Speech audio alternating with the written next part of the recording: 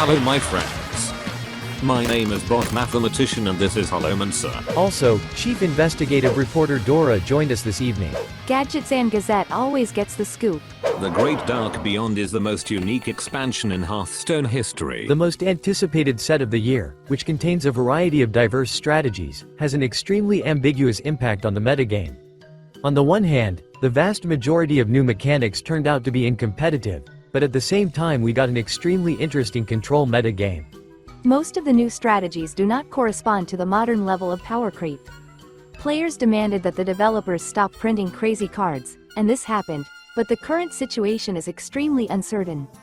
Perhaps the Great Dark Beyond is the beginning of a large process of reducing the power of cards in Standard. In this case, instead of buffs, the developers should focus on numerous nerfs of old strategies that can reach their epic after rotation. But it is very strange that the Hearthstone team did not announce plans to make the game less crazy.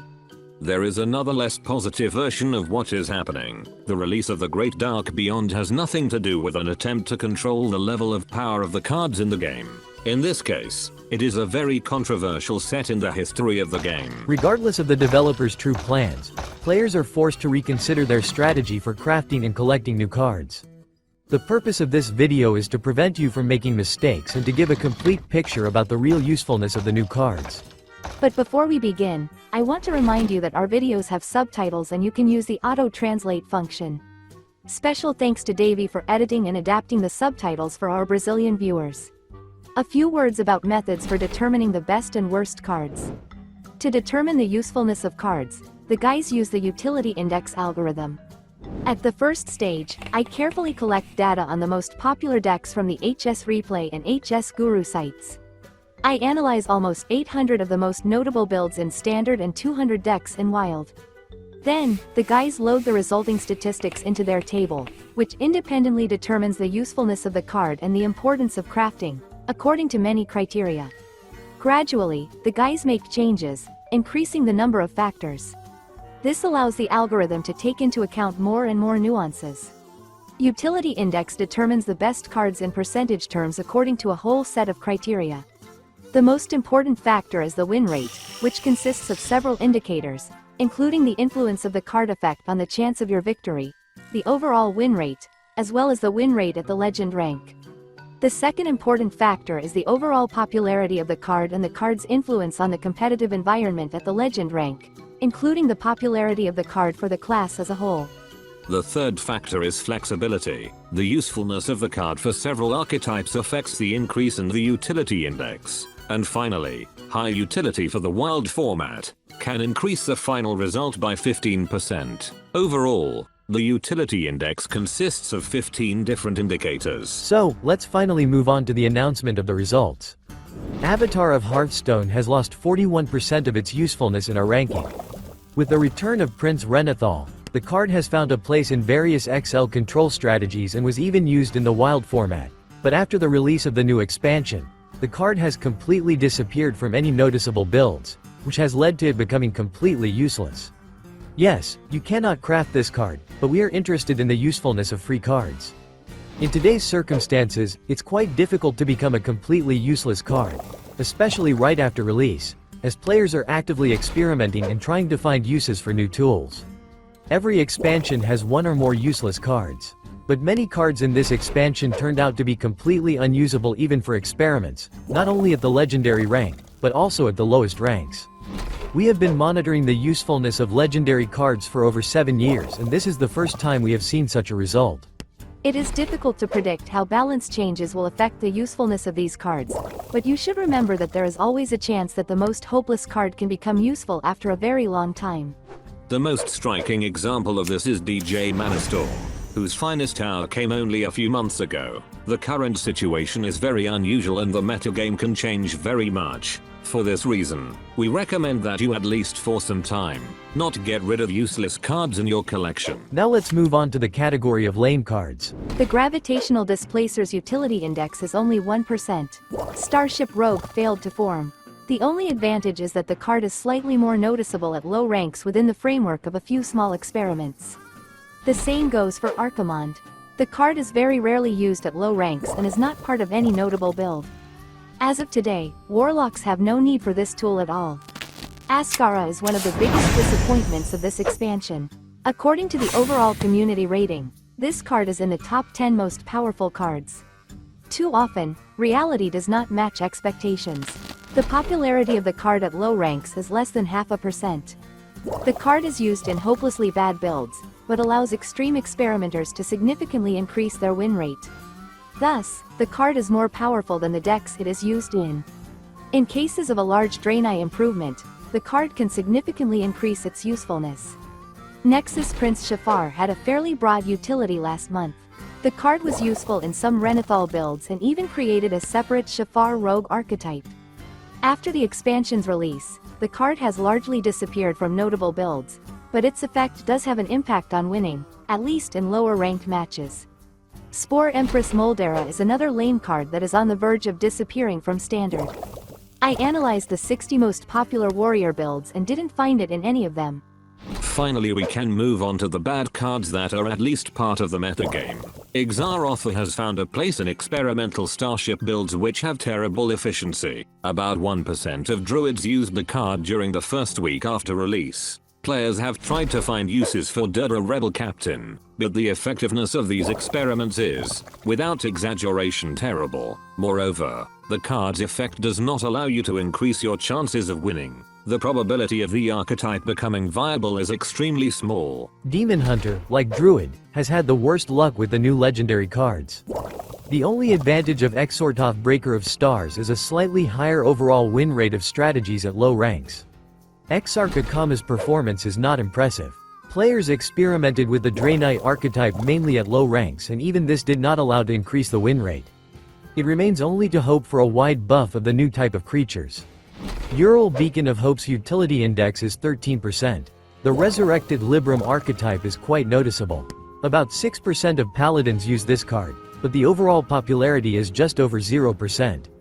The average win rate of the archetype is over 40%. This already looks like a success. The new Valen is also a bad card. Besides Draenei Warrior, the card can be found in experimental Libram Paladin builds. Draenei Synergy is terrible. Finally, a card with more than 20% utility. Gorm the World Eater is a weak card that has been used in some very competitive experimental Mystery Egg builds. This is the first card from our list that we were able to find at legendary rank. But the overall popularity of the card is slightly more than 0%. The 8 Hands from Beyond was in the top 10 best cards from the expansion. This is another big surprise. According to the overall rating of the community, this card was at the bottom of the list. Despite the fact that the card was among the favorites of this expansion, it is rather weak, but at least its overall popularity is slightly less than 1%.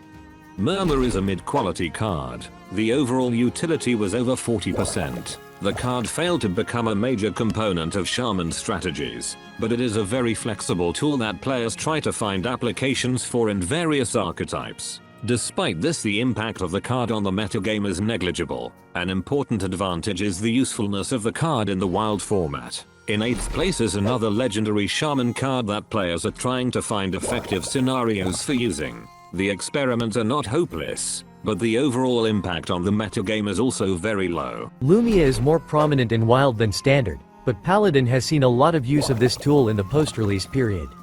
The card mostly occupies a slot in various effective builds, including at Legend rank, but it is worth noting that the impact of the card's effect on your victory is not that impressive. At the moment, it is a Descent card, but its usefulness may gradually decrease after the experimentation period ends. The Exodar stats clearly show the state of affairs for Starship Synergy. Only a little over 3% of decks found use for this tool. At the Legend rank, popularity is even lower. Despite this, the card is used in many competitive archetypes, but in some cases it is rather optional. Overall, this is a good free card that slightly reduces the cost of collecting useful cards for this expansion.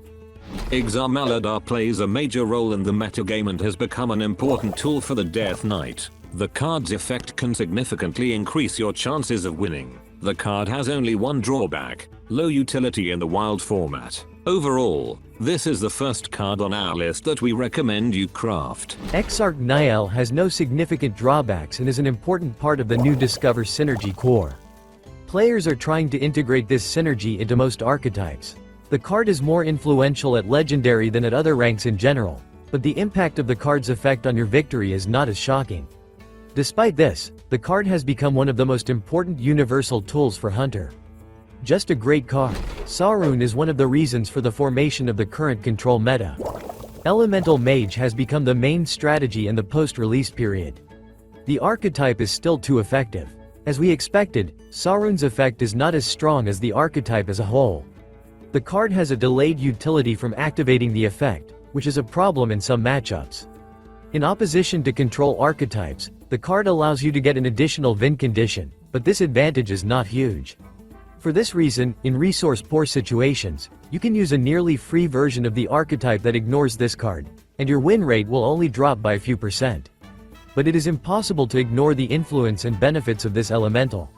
Kill Jaden has become an extremely influential component for control archetypes and a major cause of extremely grueling and long games. The effect allows you to significantly increase your win rate. 13 strategies have found use for this card in Standard. It is also useful for Wild format. A very, very good card for most control archetypes, with almost no alternative. And finally, in first place is the Ceaseless Expanse. This is the most popular and at the same time universal card from the new expansion. The most expensive card in the history of the game, it turned out to be quite a useful removal for almost all control archetypes. 24 strategies use this card in Standard. The card has already managed to cause problems in the updated version of Holy Wrath Paladin, which led to the card being banned in the Wild format. If you like control decks, then you should craft this card first.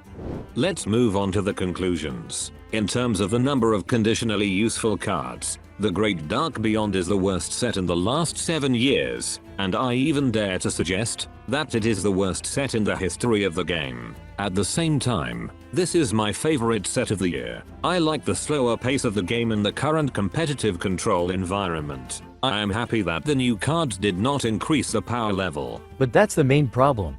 Balancing the third set of the year is the most difficult task. For this reason, very often the last phase of expansion either creates problems or becomes failures. For new cards to be useful, they need to be slightly more powerful than in previous sets, and that's the danger of making them too powerful. A more cautious approach can lead to the opposite. The cards turn out to be mostly useless. Challenging conditions create the curses of the third expansion. We don't know what strategy the developers will choose next. Perhaps the power of the new set will be significantly increased with the help of numerous buffs, or the team will nerf most of the key cards from previous expansions. Personally, I believe more in a mass buff. Regardless of the developers' decisions, you should save your resources and not spend them on crafting cards from the Great Dark Beyond. All you need today to get a full and useful collection of legendary cards is to create the top 5 cards from our list. We continue to monitor the changes in the usefulness of cards, and our next goal is to determine the best packs to buy. Is it worth continuing to buy the Great Dark Beyond packs? What is the optimal number of packs to get a full collection of useful cards? We will try to find answers to these questions in our next video. Traditionally, we want to express our boundless gratitude to our sponsors. Dear friends, your help is invaluable. We will be grateful for any support. Okay, that's all for today. Thank you for spending this time with us. We really hope that we will have the opportunity to get in touch in the next video.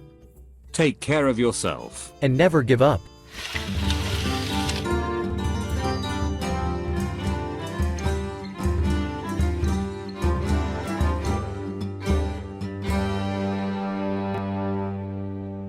Job's done.